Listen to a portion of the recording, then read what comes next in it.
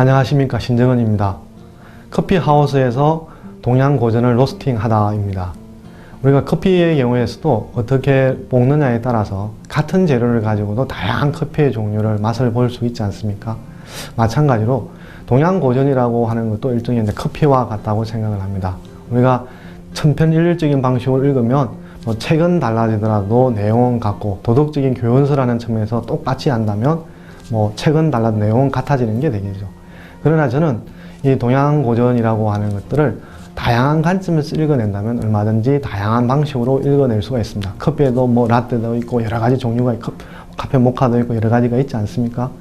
그러나 종래 동양고전하면 수양서, 수신서 이런 식으로 읽었기 때문에 각 근의 내용이 차이가 없고 다들 비슷한 책으로 읽혀지는 측면이 있었습니다. 저는 그런 것이 아니라 이런 관점들을 통해서 영생이라든지 사회정의라든지 이런 거로 읽어낸다면 얼마든지 동양고전도 커피를 다양하게 볶아낼 수 있는 것처럼 동양고전도 다양하게 읽어낼 수 있다라고 생각을 하고 있습니다. 그럼 첫 번째로 어떤 제자백가들이 동시에 많은 학파들이 등장을 했는데 왜 그렇게 된 현상들이 나타나는지에 대해서 살펴보도록 하겠습니다. 제자란 제 선생이란 뜻이고, 백가는 수많은 파벌을 의미하는 말로 직역하면 수많은 학자들과 학파라는 뜻입니다. 중국의 춘추 전국 시대에는 여러 왕들이 부국강병을 위해 능력 있는 인재들을 등용하려 했기 때문에 많은 인재와 사상가들이 출현하게 되었습니다. 이렇게 이 시기에 일가의 학설을 이룬 여러 학자들과 학파들을 총칭하여 제자백가라고 합니다.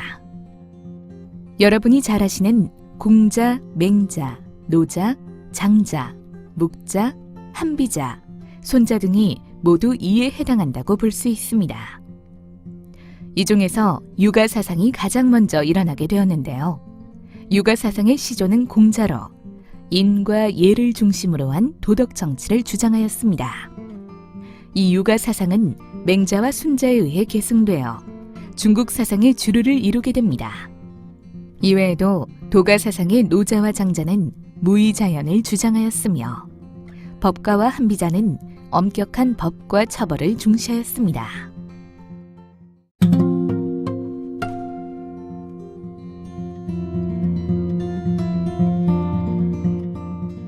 제자백가라는 말 자체가 제자라든지 백이라는 말이 단수가 아니고 복수지 않습니까? 그럼 이제 여러 사람이라는 건데, 그게 보통 시차를 두고 한 사람이 등장하고 릴레이 하듯이 또는 한참 시간 간격을 두고 등장할 수도 있습니다만, 여러분이 알다시피 제자백가는 거의 시간적으로 한 200년 안에 숱한 사람들이 등장을 했습니다.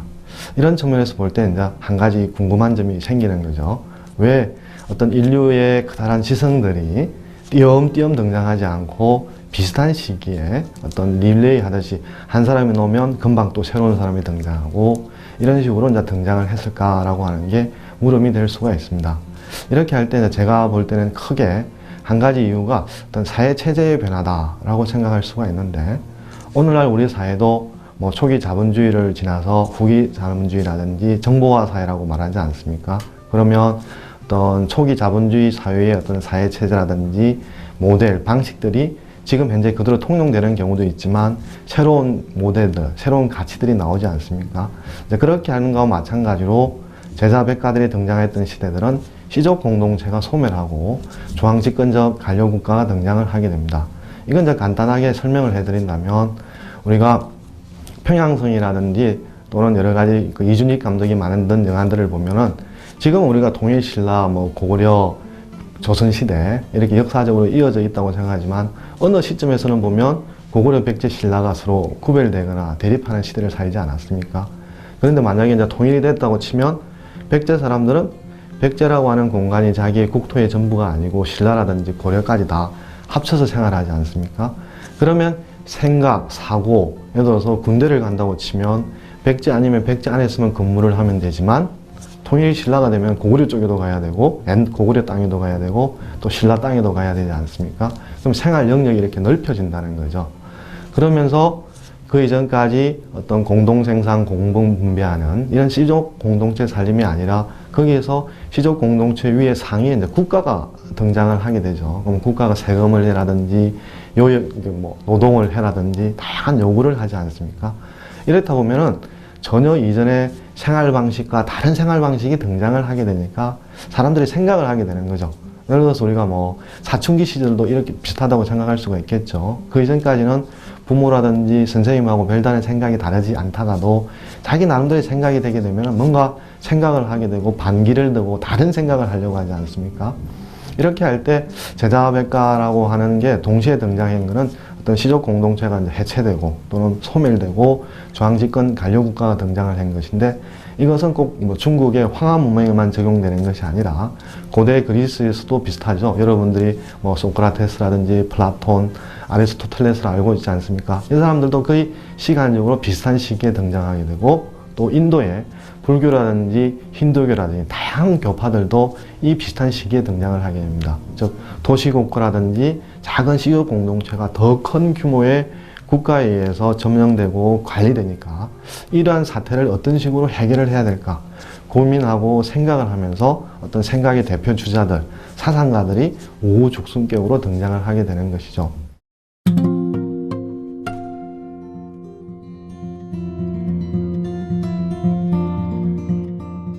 이렇게 할 때 이제 제자백가들이 새로운 주제를 가지게 되는데, 첫 번째는 어떤 서주시대라고 알고 있는, 역사적으로 보면 서주시대는 140개의 나라가 있었습니다. 그때 140개의 나라가 있었는데 알다시피 준추 5패라고 부르고 전국 7국이라고 하지 않습니까? 그럼 이게 무슨 말입니까? 140개의 나라가 점점 다른 강한 나라에 의해서 멸망당한다는 거죠. 그러면 약한 나라의 입장에서는 가장 관심사가 뭐겠습니까? 누가 우리나라를 쳐들어왔을 때 멸망당하지 않고 살아남아야 된다는 게 되겠죠. 이렇게 할 때 가장 중요한 문제가 어떻게 하면 우리나라가 강한 나라에게 짓밟히지 않고 살아남을 수 있을까라고 하는 자기 보존의 논리가 가장 중요한 화제가 된다는 거죠. 그것들을 가장 그 시대의 간단한 말로 하면 이제 부국강병이 되는 거죠. 즉 군사적이라든지 경제적으로 부강하게 되면 다른 나라에 대해서 싸움이 붙거나 전쟁에 나갔을 때 질 가능성이 줄어들지 않습니까? 그래서 첫 번째 새로운 주제는 어떻게 하면 약육강식의 상황에서 살아남을 수 있을까? 이런 자기 보존의 논리를 강력하게 주장하는 거죠. 그 다음에 두 번째는 이런 자기 보존의 논리에 의해서 부국강병을 추구하다 보니까 자칫 국가의 성격이 병영국가와 같은 특징을 가지게 됩니다. 즉 모든 논리 비판을 하려고 그러면 지금 상황이 어떤 상황이냐, 다른 나라가 언제 쳐들어올지 모르는데 우리가 생각을 달리하면서 서로 대립하거나 갈등하는 것은 잠시 있었고, 모든 것들을 부국강병 쪽으로 다 신경이라든지 관심을 모으자, 이렇게 하다 보면 다르게 생각할 수 있거나 자유롭게 생각할 수 있는 공간, 가능성들이 줄어들게 되는 거죠. 그런 측면에서 과연 지금 이런 부국강병을 추진하는 과정에서 비인간적이거나 파괴적이거나 뭔가 문제가 없는 거냐, 이러면서 이제 비판 정신이 대두를 하게 됩니다. 그래서 특히 이제 두 가지로 좀 더 다른 시간에서 살펴보겠습니다만, 손자라든지 그다음에 상황이라든지 법가, 이런 학파들은 어떤 국가의 자기 보존 논리를 충실하게 하려고 하는 사람들이죠. 반면 공자라든지 장자, 이런 사람들은 국가에 의해서 추구되어지는 가정들이 과연 합리적인가 또는 비판할 점이 없는가에 대해서 어떤 비판 정신의 어떤 칼날을 겨누고 있는 사람이라고 할 수 있겠습니다.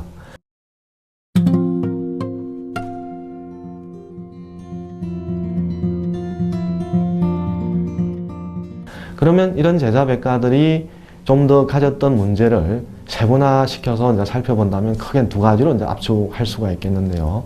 첫 번째는 이제 국가는 선인가 악인가, 두 번째는 인간의 자유는 어떻게 가능한가, 이런 겁니다.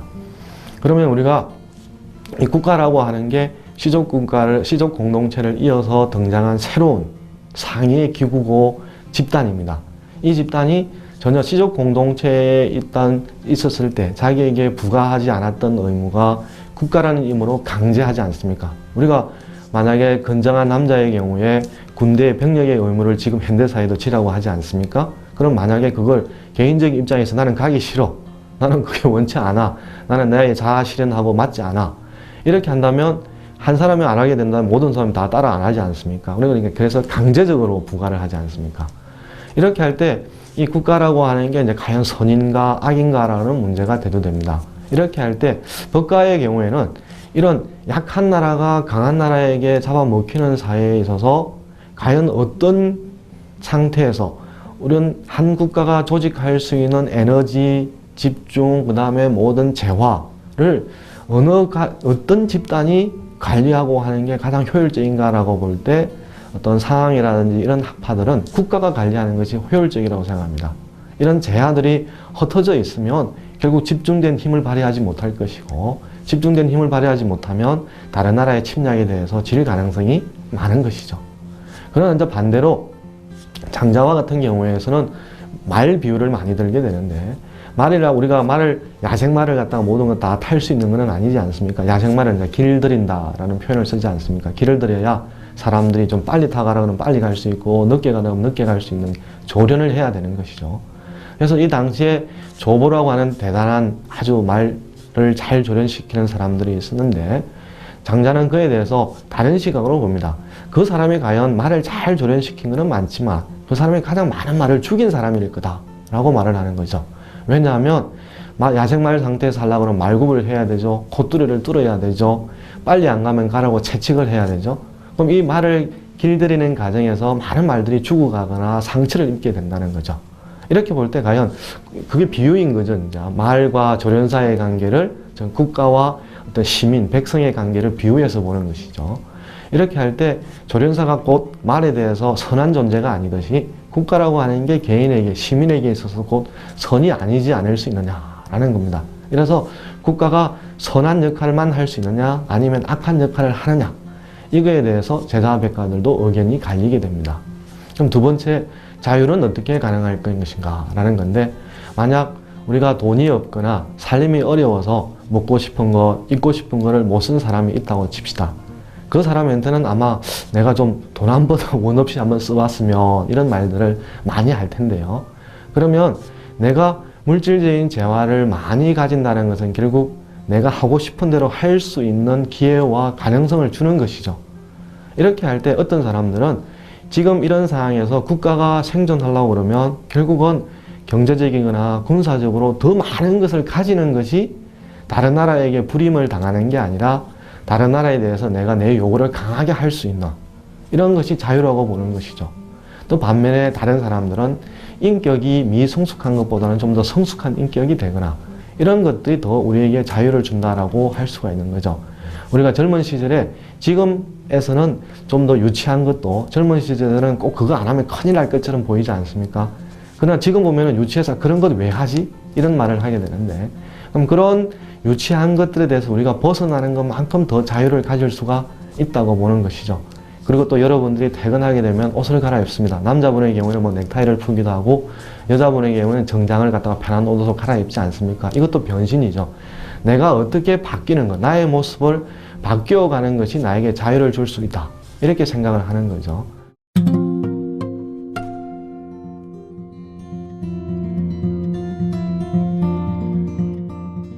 이렇게 보면 제자백가들은 구체적으로 국가라고 하는 존재가 선의 역할만 하느냐 악의 역할을 하는 것이냐, 이런 국가가 등장했을 때 개인이 자유를 쟁취하려고 그러면 어떤 게 하는 것이 자유의 길로 갈 수가 있느냐, 이거에 대해서 공통의 화두를 가지고 진지하게 고민했던 존재들이 일파를 합쳐서 제자백가라고 할 수 있겠습니다. 시궁창처럼 썩어가는 더러운 물에서 연꽃이 향기를 바라듯 깊이 상처받을 때에 오히려 가장 소망스러운 치유법이 나올 수 있는 법이다. 골수에까지 미친 시련을 딛고 세상에 드러난 제자백가의 도가 우리에게 소중한 이유는 바로 여기에 있다. 그들의 울분과 분투를 통해 우리는 인간이 얼마만큼 타인에게 상처를 줄 수 있고 얼마만큼 타인에게 기쁨과 힘이 될 수도 있는지 잘 엿볼 수 있다. 그래서 우리는 제자백가가 제안한 다양한 길을 새롭게 숙고해야 한다.